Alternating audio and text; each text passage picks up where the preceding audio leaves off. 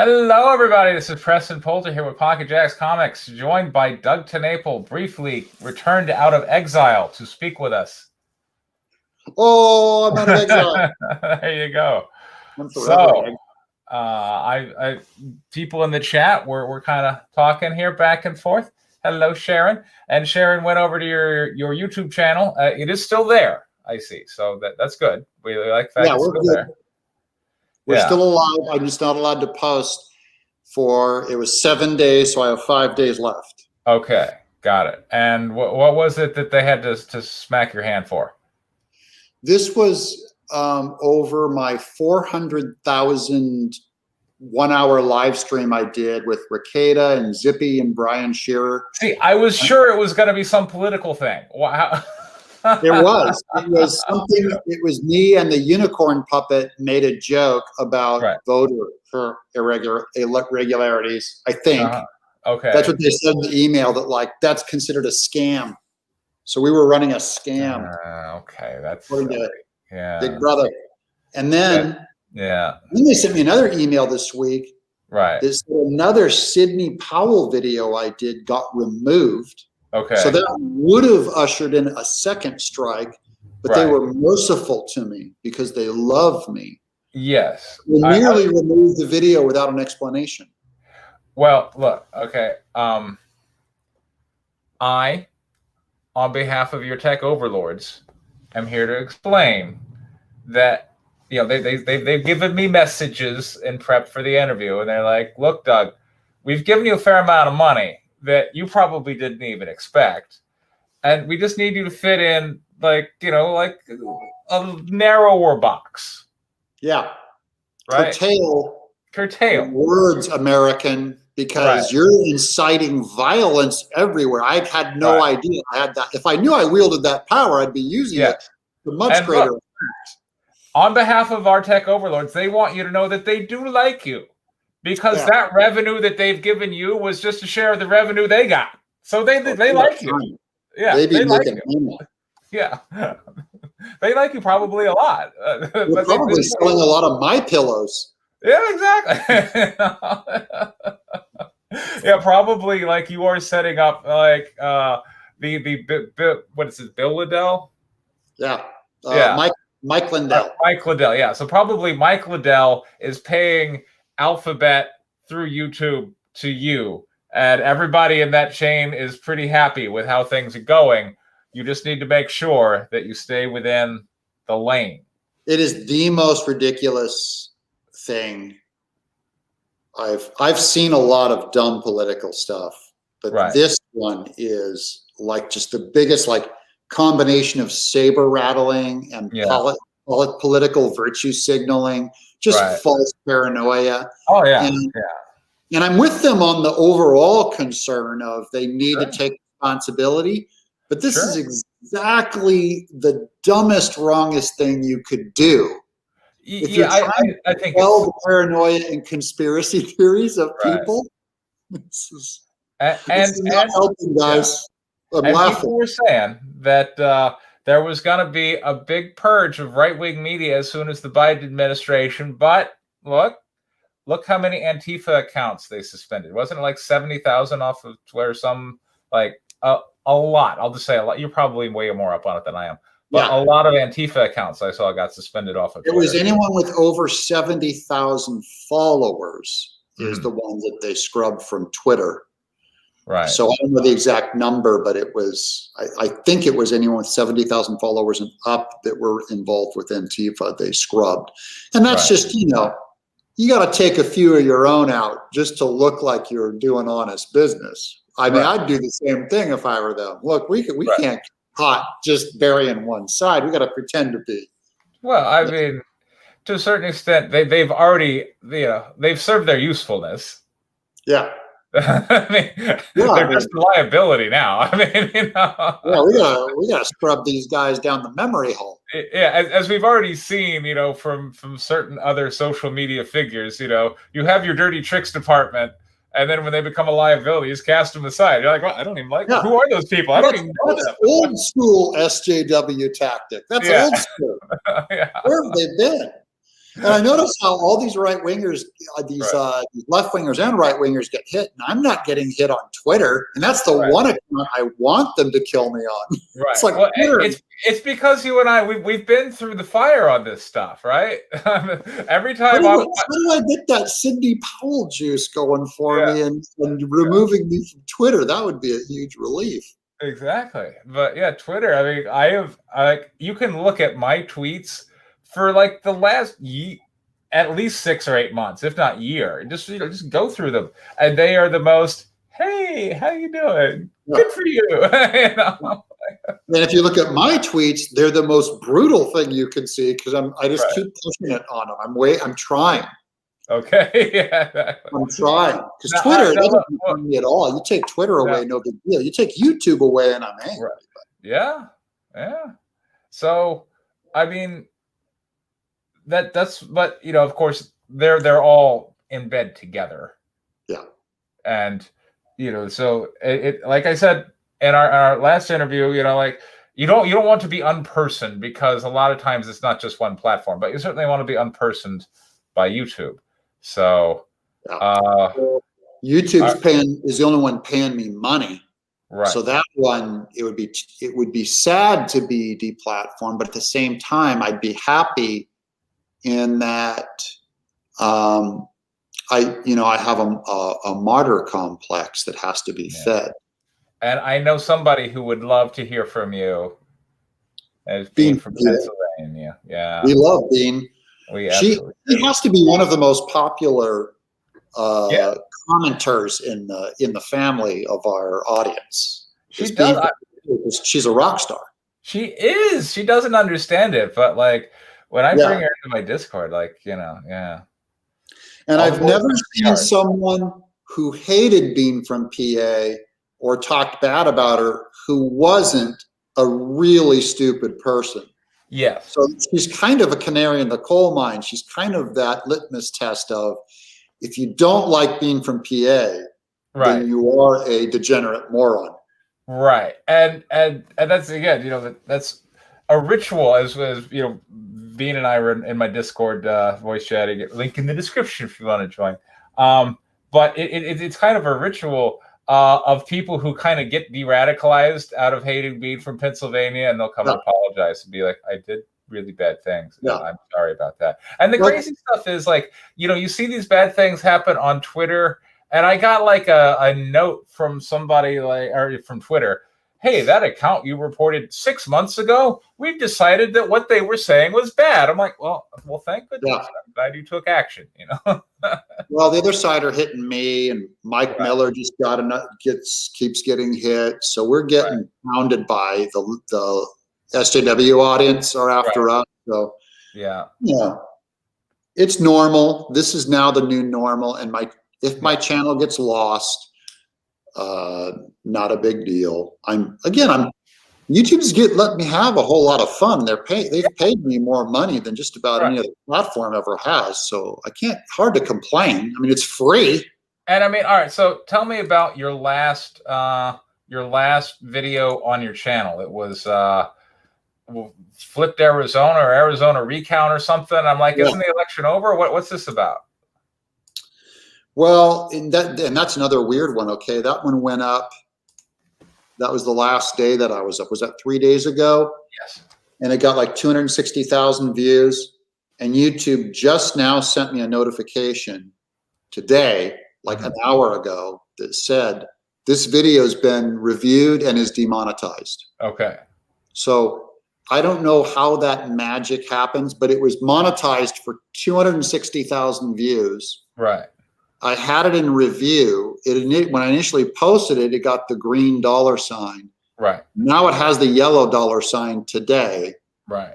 For no explanation, but they reviewed it and it has some kind of material. And by the way, even the yellow $sign I learned from Nick Rekieta, it doesn't mean it's not making money. It means it's going to the lowest tier of advertisers. The garbage tier advertisers are at that yellow $sign. And Nick also said that YouTube's been making headway in trying to attract more of those garbage tier advertisers so that even if you get that yellow dollar sign, you're still going to make a lot of money. YouTube is working for you. They're trying hard. I'm impressed. Yeah. They should get rid of me. I'm telling YouTube right now.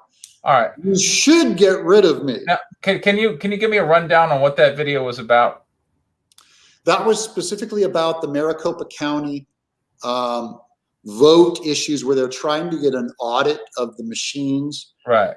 So there is a state board of right-wingers at the lower tier that are trying to get it done, and they got some kind of word from the actual not a senator. There's so many levels of state government, I can't even keep track because I'm a dumb guy. But it's like all these weird, half are Republican and half are Democrats. And so the Democrat ones are trying to stop the review, and the Republicans are trying to get a review. And so they got a letter from the state that said they could audit the machines. Why would the Democrats want to stop the review? Well, that's where my conspiratorial mind just goes all over the place. Right. I mean, why would you ever want to stop that? Wouldn't you? It makes no sense why. Yeah. But, apparently it's a thing over there, and maybe they have something to hide. Maybe they need a couple of weeks to scrub information. Yeah. Maybe they just think this is crazy and trivial. I mean, if this was litigation, I could see someone going, yeah, no, come on. Why do you need to pry into someone's private? But this is a public affair. This is an election. This is, this is the functioning of which is very important to the functioning of a republic. It's completely legal, and they have the authority to do it, to request an audit. And so this board before has granted the audit to provide cover for media, and then immediately revoked it as soon as people stopped paying attention. So this is the second time they've said that they would allow the audit, and there's no confidence that it's going to be allowed. Right. So to me, the video was, I mean, it's not controversial. I scrubbed out anytime they used the bad words. Right. Revoke her. I cut it out of the video, chopped it, and just even the implication of it, that thing got nailed. Wow. Okay. It's just weird. And if I stayed over in this safe area, I could probably still entertain my audience with my empty-headed political thoughts. Yes. And probably just make money freely. But now that they're doing it, it makes me mad, and I feel like a sellout. Right. For playing ball and not getting my channel struck into oblivion. And remove, and the money is significant. It's $160,000. I know. Like they're paying me to say, how much does your mind and your mouth and your audience cost? Right. That's exactly how you trigger a martyr. Exactly. Yeah. So I'm triggered.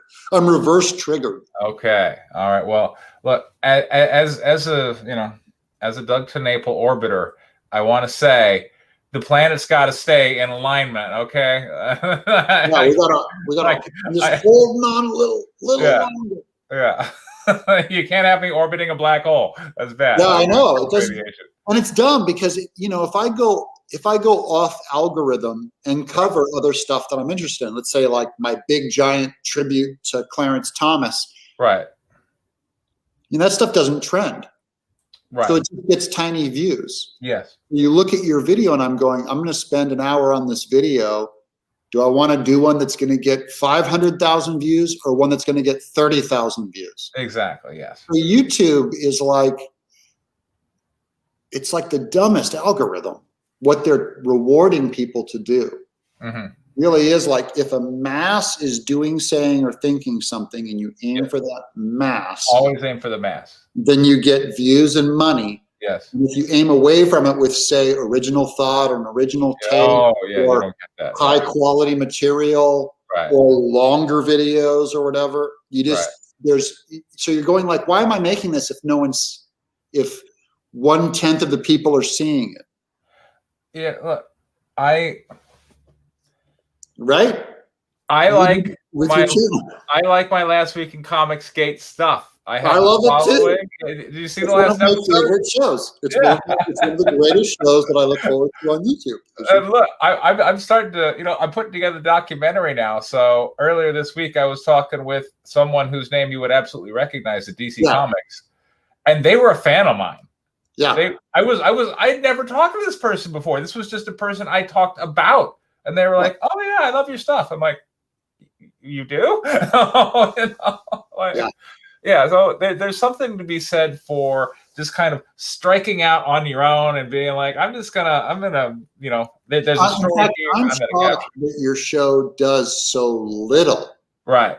To me, it tells me how small Comicsgate is. Exactly.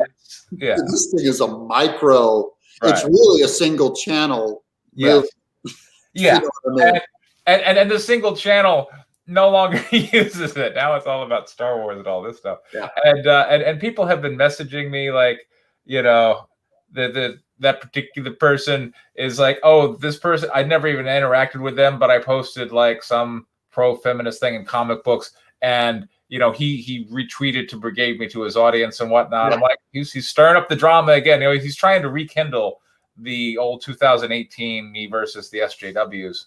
Yeah, you're the biggest threat these people have ever seen. You, right? And SWC with 30 views, and Vicky and DA Talks with 30 views.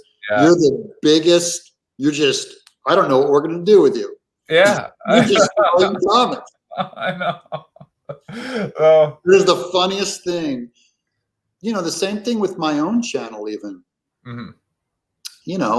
If there's little socialist channels now that are devoted to destroying my channel, right? And they're doing their own shows against me. I'm like, hey, he's only got 30 views. I mean, if it was a channel that was getting 500,000 views, I'd go, well, now I'm going to fight back.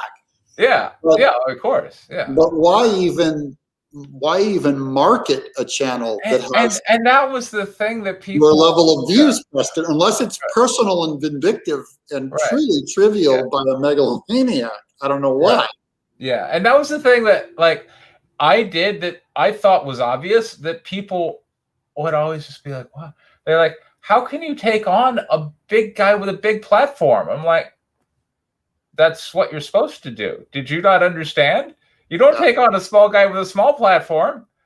Yeah. Well, why aren't you coming after a tiny channel and just burying them with your audience and sick them on them? Yeah. Why wouldn't you do that? Right. Isn't that how it works? Yeah. These people are dumb, and everyone's being culturally trained. Right. First of all, to be mean, whether if you're small or big. And I just think, I see that a lot. Yeah. And that's where I got to say, like, why are they coming after you? Like, like you're not mean. Your video kind of isn't targeting anybody, Yeah. I love being everybody's enemy. They don't understand that I've been speaking my mind and laughing at people that have a problem with that for a long time. And you can take away my money, and you can take away my job, and you can take away my platform. And I just think it proves my point all the more. Right. What happened to us in CG always only proved our point. Exactly. And that was really what I said. People are like, why did you stop doing videos for a while? I proved my point. I mean, it's either free speech and everyone's welcome to say whatever, even if you disagree with it, or you're secretly wielding an audience to tip the scales in your favor and against smaller creators. Right. And I'm all for tipping the scales in your own favor. That's not dirty pool. Right. Tipping the scales against smaller channels and burying them, or sicking 100 people, on Twitter and on YouTube and in comments and thumbs down and all that. Right. That's just, it's not that it's unfair. It's just unmanly. It's what a pussy does. It's like so small that I'm going like, I want a big guy to come and tassel with me, because there's no victory in just stomping on a little tiny. Exactly. So you want, you ideally want, like, I forget how to pronounce, but Schenk Uger, isn't that how you say his name? Yeah. Yeah. You want him to take you down. You would be honored if he was like this dumb guy. it would be very good for my channel and my marketing for big guys to take me down. Now that I'm big, now that I have 400,000 views, I would love EVS to do fisking videos on my channel. Right. Come after my political material. I think it would really expose a lot. Sure. It would be great. So, and you know, what I talked about on you know, the last episode, I assume you saw it. Yeah. Yeah. Religiously. Where Ethan was like, you know, SJWs, the tactics, they're okay. So it's not that we don't like SJW tactics, because they work. We just don't like the ideology. I'm like, oh, I see. I believe this is my commentary on the big cultural thing, is that that SJW tactics are used and work because it appeals to all of our lower nature, including if you're right-leaning and libertarian.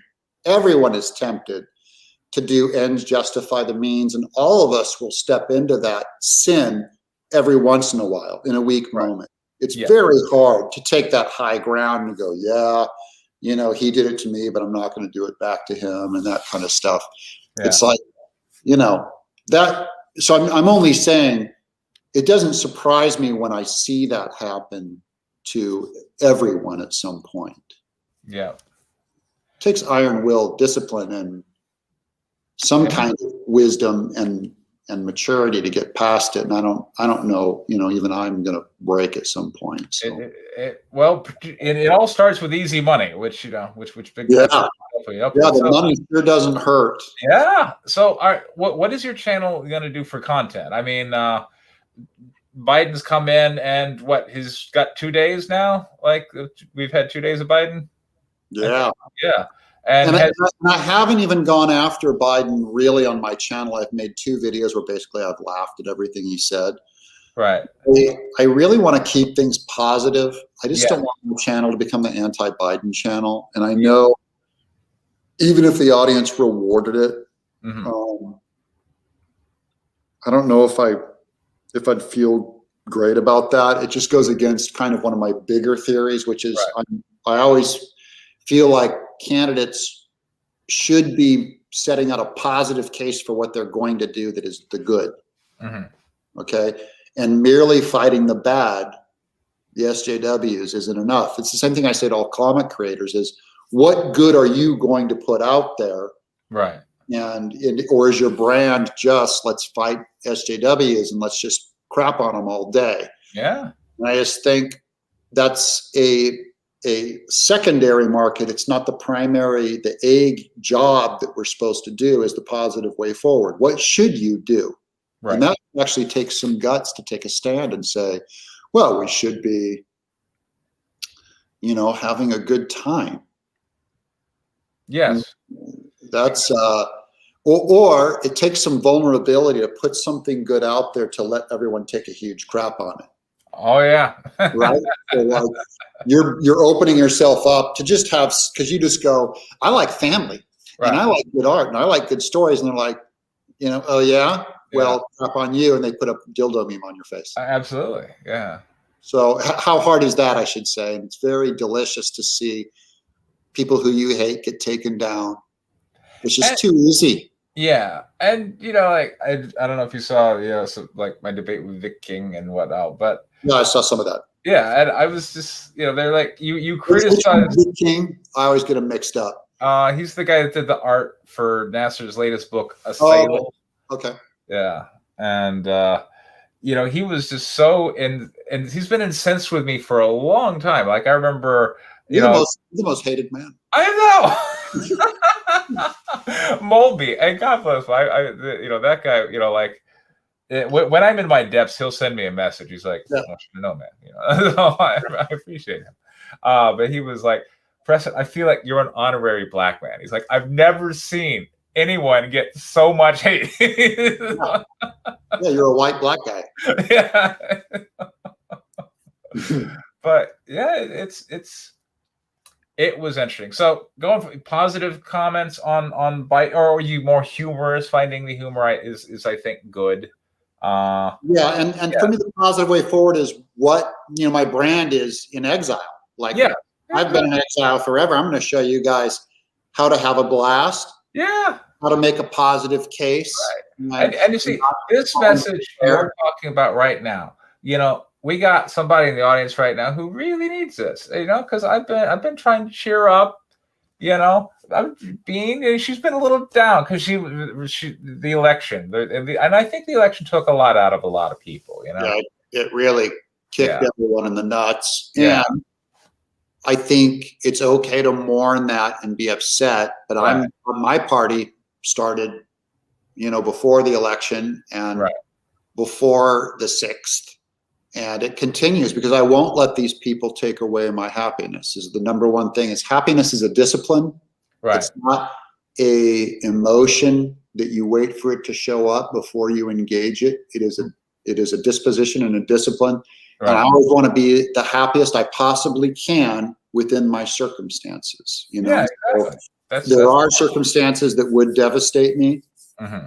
Politics and watching other people with horrendous values just crash out at the state level. Yeah. Not put me in despair. I believe in the people. I like being from PA and you and my friends, and I just believe in people too much that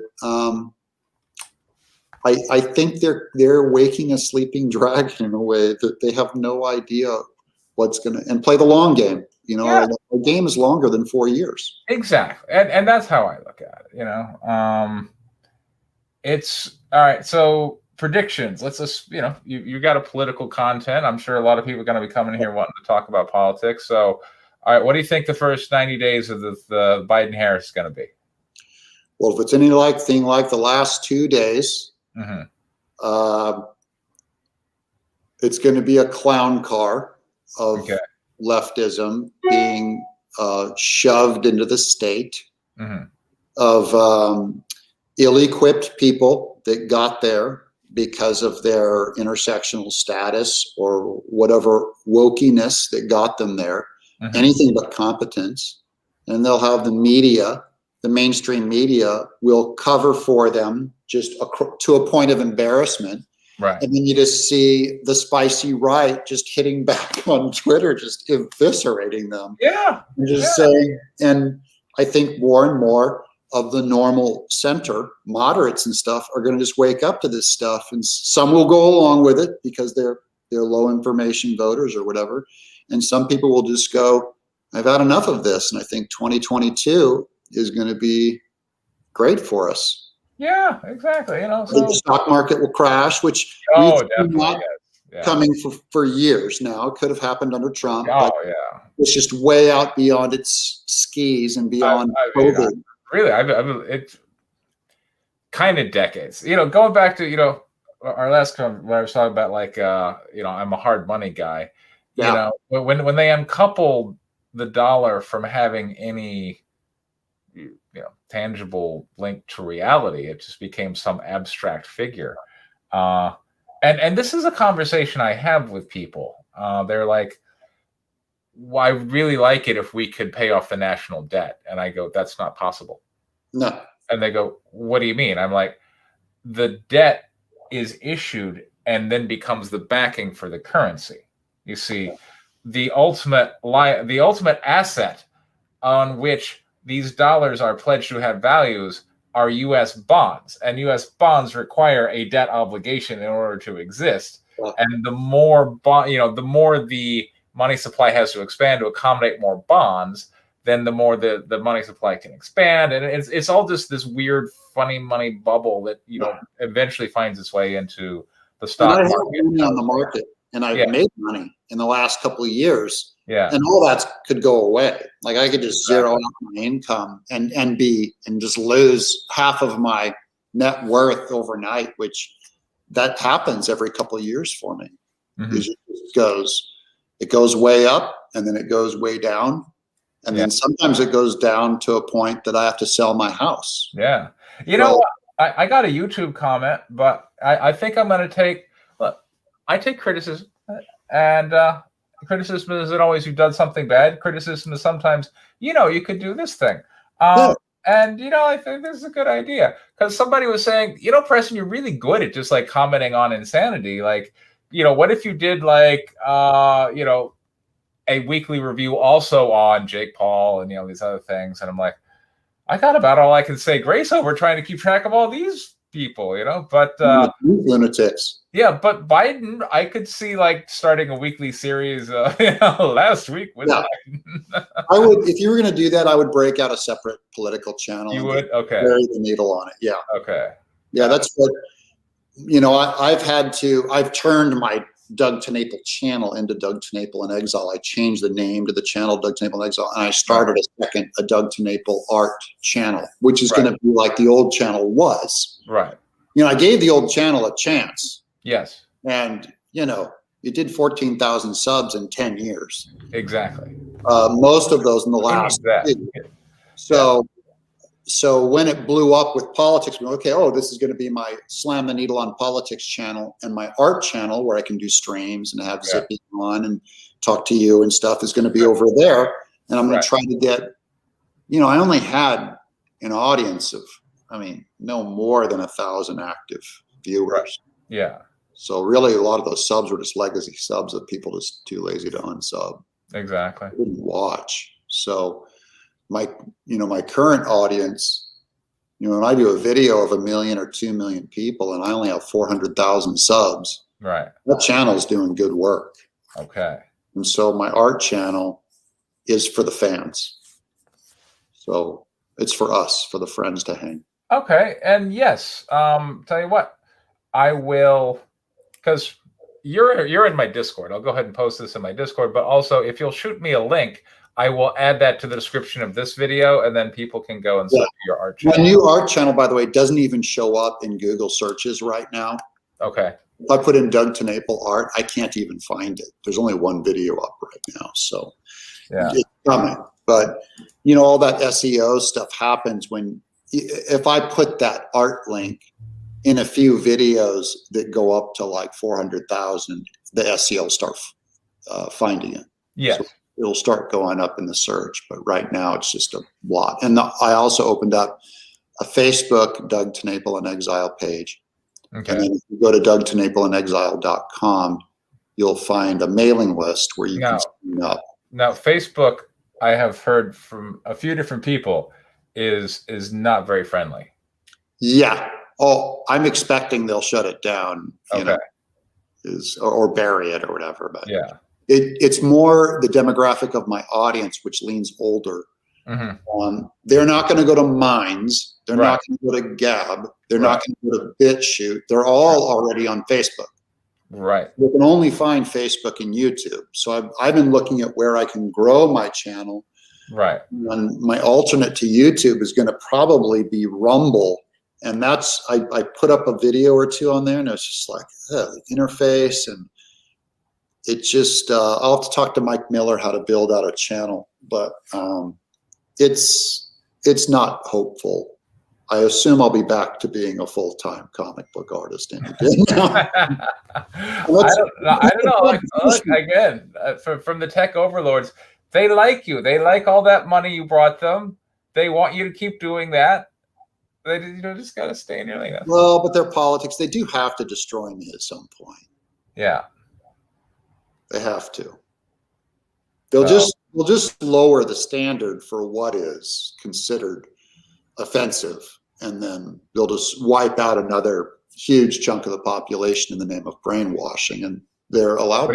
What do you mean? What are we talking about? Well, like if it is criticizing the president is hateful or dangerous. Right. That's all they say, and they can just wipe out start striking all the channels that say anything about the administration. Yes. Or my rants against abortion. I mean, they can just. Sure. They already, if I say the word pro-life, I mean, the video automatically gets demonetized. That's on their no-no list of words. Right. Just gets. So they're. Rusty Cage did a video on this, actually, on the no-no words. And there's a list of like thousands of words. And many of them are like just normal mainstream words that will get your videos demonetized. And they tend to be right-leaning, stuff that we normally use in our vocabulary. All right, we have a question. if Doug is serious about animating a short, would he have Vic, I'm assuming it's Vic Managna, do a voice if he was up to it? We've already been in talks, so okay. ahead of you. And as part of those talks, could you get Vic to officially recognize Nick Rekieta's tireless efforts to aid his defense? When I talk to Vic, okay, Rekieta is a mutual friend of ours, right? But I tend to talk to Vic about Vic. Okay, no, I was going back to that drunk rant thing. Oh yeah, the drunk Vic rant. Yeah, where he's like, he won't even what? I'm not the babysitter of Vic and Nick's friendship. I know. It's just, but as far as I know, and I really, yeah. all that stuff is none of my business. Even like, I don't even talk to Vic about Kick Vic stuff. I just go like, we're talking about animation and characters when we talk. There you go. Yeah. It's fun. Yeah. He's a good guy. I love him. I love that guy.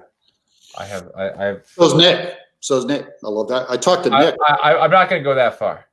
Yeah, you're not. But when I talked, well, you guys have a history. Yes. But when I talk to Nick, it's about YouTube stuff and what are we going to do and right.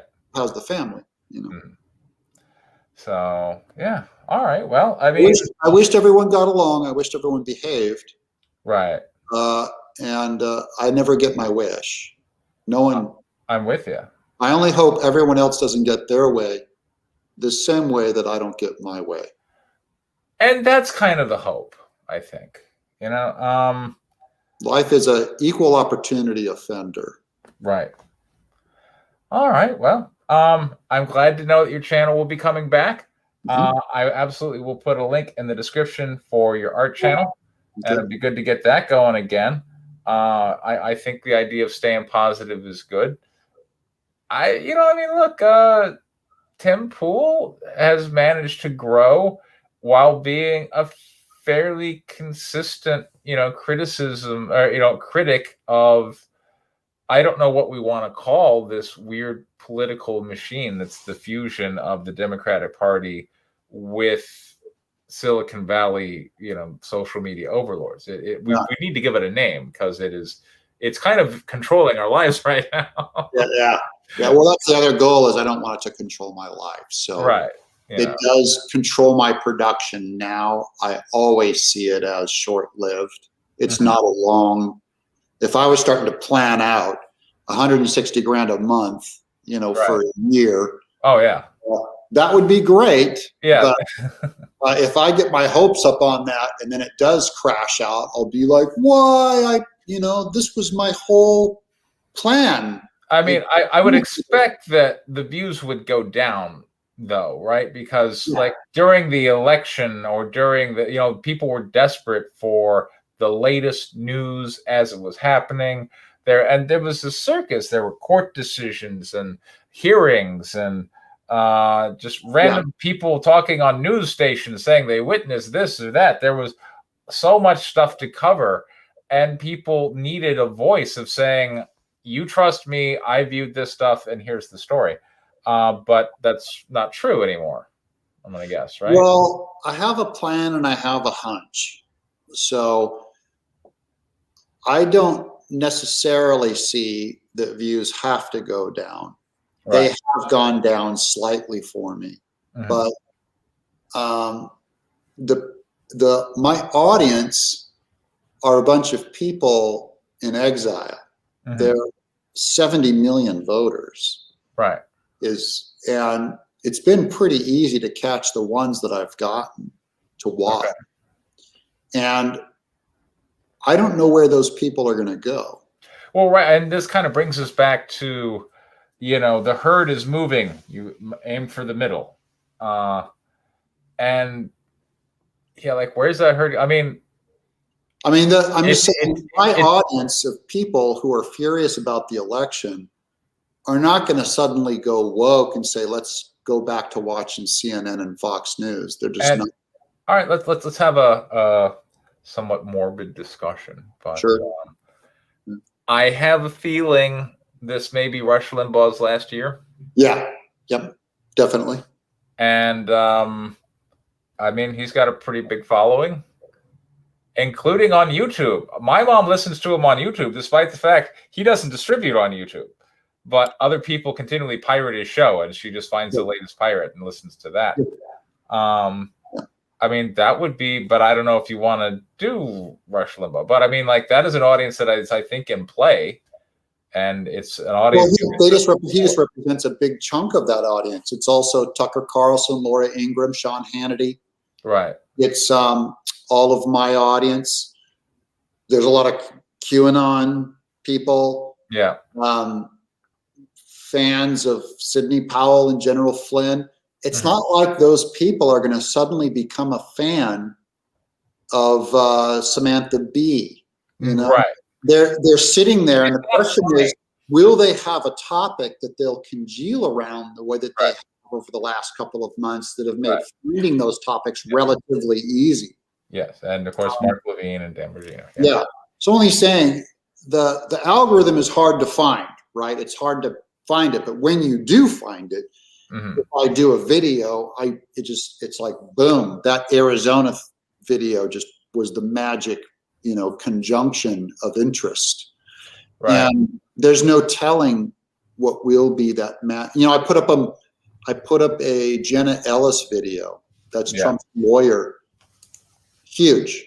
And then I put up a video of Melania Trump's farewell address, and it did hardly anything. It did 50,000 views. So I'm testing things out and trying things out and it's really a matter of what does the audience see show up in their feed and what inspires them to click.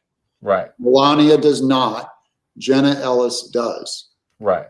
And I just assume something's going to pop up every time where I don't have to go negative, because I think my audience in general are more upbeat, positive people. I got to say, all these people we're talking about, Rush Limbaugh, Mark Levine, they're all doing, Rush Limbaugh in particular, long-form content. Yeah. Which is not the hallmark of how you built your channel. That's right. So is that going to change, or are you still going to stick with like 5-minute videos? Well, the 5 minutes or under, I'm aiming for 2 and 3 minute because to me, and I'll just put it this way, this was one of the big breakthroughs on my channel too that I learned is, I'd have a trouble on YouTube. And so I'd look up a tutorial on how to fix it, right? Right. Photoshop or looking up my money on AdSense or something. And I would just put in a title, right, of how do I change my monthly draw from AdSense, whatever.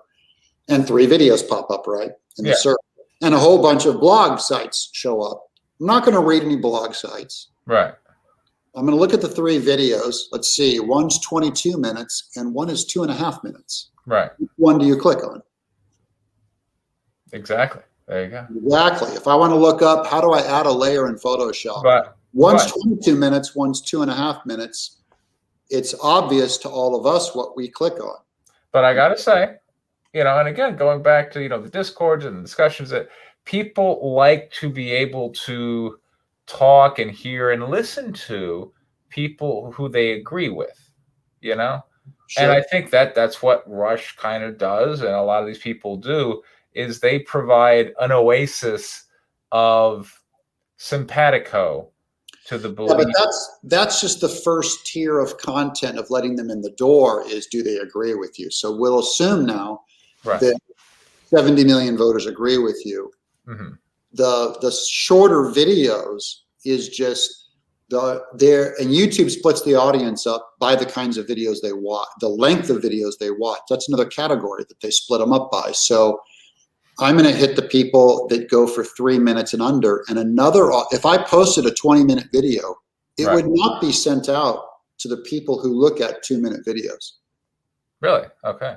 Yep. It's a totally different audience. So the live streams, longer live streams, and you've seen this on Ethan's channel.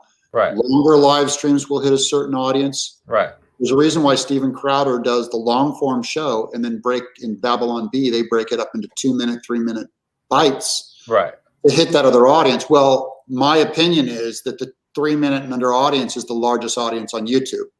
Okay. So why limit yourself to a smaller audience? Right. I got to say that's a good idea, though, to do a long form stuff and then to break chunks out of it to do. Yeah. Right. Yeah. Well, there's a reason why when Nick Rekieta started doing this, he was doing 9-minute videos to hit that second ad at 8 minutes. Right. And now he's not afraid to do 2- and 3-minute videos. Okay. Or 4-minute videos. There's a reason why, and it's because when you see that much bigger audience that wants smaller videos, for me, I'm still trying to build subs, and I don't try to monetize. I don't try and make money off an audience while I'm trying to build an audience. Right. And so I'm always looking for videos that will go beyond my subscriber count. Right. I'm looking for videos that go above 400,000. And for that, doing 2- and 3-minute videos is where it's at. Okay. I can easily do 4 a day. And then if one of them busts out beyond my sub count, now I'm getting outside of my core audience, which is free marketing for subs. It's very hard to build subs if your videos don't go beyond your sub count. You're providing entertainment for your current audience. Right. Meaning in terms of views, like for instance, my channel's got like 1,000 subs or so, coming up on 1,100. And, one of the reasons I stick with last week, is it consistently will come in, after about a week, like 1,000 people watched it. So yeah, that's good engagement for, my channel. You need a video that's hitting 4,000 and 5,000 people to build your subscriber count. Right. And therein is where you got to go out and find out, okay, well, what does everybody want to hear? And come, so, but you're gonna still be focusing on 2 and 3 minutes. Fair enough. Till I'm done growing. Yeah. Okay. And then when it goes to feeding that audience, they might be open to longer form videos. But the big number one comment I get from my audience is, thank you for this little factoid. I love that it's so short and tight. There you go. All right. And what is your goal in terms of sub count? 80 million. I don't know. No. Well, you just said that you wanted to grow your subs until you got to a certain point. Yeah, 80 million's fair. No. I mean, I'm at a good number now, and if it's been settling here, you know, it's if this is where it's at, then I'm going to focus more on, I'm going to go for quality and length, and I might do a studio and better sound and better lighting and all that, and better presentation. But right now, if I'm just showing up in a t-shirt, turning on a microphone and reviewing an article, and that's just busting the bank and busting my subs, then I don't need to change that yet. Okay. Sounds good. Well, I'm glad to know that I'm surprised, for one thing, that the thing that caused the strike, I never would have guessed that it was the live stream you did. We went over 400,000 subs. Like, I was sure it was like with a unicorn puppet. Yeah. I mean, it surprises me what gets hit, and so that's why I feel like I have no control over it. That's why I think the channel is basically unstable. Is right. If I keep going up to this edge and talk about this subject matter, they're going to find the right combination. And to me, it's a mystery of what stuff gets demonetized and what gets struck. So I know the general area of danger is about where I operate at, and that's what the audience wants to hear. But I'm kind of weighing that ethic of does a tree make a sound if it falls over in the forest and no one's there to hear it? It's exactly. Kind of, do I want to keep making videos that serves an audience and be a little more careful? There we go. And then give in to the devil. Yeah, Bloop is right. Based on what you've said, we're going to have a newsroom by summer with Doug and Zippy. Yeah. Doug and Zippy. He's my producer. Oh, I didn't know that. Awesome. Oh, well, he sends me tons of the content that I cover. Okay. I have a couple of guys that are main guys that are feeding me articles, and he's one of them. So a whole lot of my successful videos came from Zippy. Fantastic. Okay. Well, good producer. Yeah. All right. Well, I look forward to watching your channel grow and continuing to faithfully orbit and provide content. And I love having an orbiter. It's time. I'm much bigger than CG, so you should be doing videos this week on Doug Tennapel. I would love to. I mean, you've been kind of a little bit hard because you come out and you do like a 2-minute thing about. Yeah. There's nothing really controversial or anything about right, exactly. That's kind of straightforward. Yeah, when you were saying like there were like there's an anti-Doug channel, I'm like, what do they put on? You know? Yeah. Well, it's a socialist channel. The guy, right? He needs his views too. Right. If he gets a lot of views, then I'm gonna do the pro Doug. There we go. Yeah. Yeah, the Doug this week on Doug. Yeah, this weekend. This is Doug owns SJW. Let's walk through this week. Oh, that's a good idea. Oh, wow. Yeah. Okay. New video. Point me to that guy's channel, and I'll put together my clickbait thing. Yeah. Yeah. Drop your okay. It's a weird business. It's brand new to me. So yeah. It's not like I'm still learning on it, and it's very strange. The stuff that I learn, my conclusion is always like, YouTube is a terrible platform. Like, this is not, I want to do artistic videos and do film noir and Eraserhead. I'm going like, no one would ever watch that stuff on YouTube. No. It's like, it's terrible for content. The way that the algorithm works. And if you want to get a lot of subs and get a lot of views, it's not good. Here we are. Here we are. Exactly. I'll do it. Yeah, we did. Paying the mortgage. Yeah, can't hurt. And YouTube it's like the opposite of I feel like, getting a ticket where you're just driving and going along your day, and someone stops out and goes, "You did something wrong. We're going to fine you," which YouTube certainly will do. But for the most part, you're just there on YouTube existing, and you feel like you really are kind of in obscurity. And then you do something, and someone will step in and go, "Hold on, that thing you did, great." Yeah, I'm the same guy. Yeah. Doing my thing for 10 years, and then I just aimed for politics and really narrowed the market in a very popular field, with half of America feeling disenfranchised, and kind of coming up with a positive, tiny algorithm milking formula, and it just worked. And this is going to go away. Okay. And it has to be okay. And this can't be my identity. It can't be my sole thing I have to offer the world, even though it's the biggest thing I've been involved with in the last 10 years. Yeah. But I don't know. I don't know. You tell me if we should be living on screen and for other people to watch, if it's a healthy thing or not. I mean, we do. Right. And, as I was talking about on my episode, like, these people will go out to find whatever intimate human moment they can in order to shame you. And, given how much of our life we try to record, and even though we try and limit it and go, well, this is just for my fiance or whatever, like, well, nothing I've experienced on the downside of politics from these SJWs was worse than what we experienced in the 2 years in crowdfunding comics. Yes. That was truly stupid. And I was explaining to, because now I'm building up the documentary, so I was explaining to a guy who knew nothing about it. I'm like, look, basically it's a bunch of comic book crowdfunders just doing insane things to each other. Yeah, which is funny as a performance art. And in a Hoffman way, it's delicious and amazing. Yeah.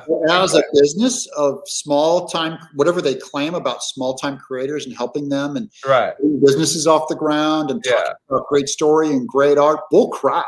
Yeah, and you notice Ethan has completely abandoned that now. Yeah, well, wisely so. Right. Maybe it took him 2 years to learn. Right. And same with War Campaign. But I would just, the audience would write me going, oh, you left Comicsgate. Right. And as a Christian, Yeah. I'm offended at you. And I would just laugh. They're like, as a hard right Republican, how can you do this to your, and I'm just like, there's something wrong with you. Oh yeah, exactly. You need to go look in a mirror real hard, you dummy. You're right. wrong. I mean, I hate to say it, but if you can't see it by now, you just love YouTube influencers a little too much. Yes. You like the smell of your own farts. Yeah. Or even worse, you like the smell of another man's fart. Yeah. And that's it's an ugly, dirty business, but I think from an outsider's point of view looking at, because that again is where, just go back to answer your question of should we live our life on camera?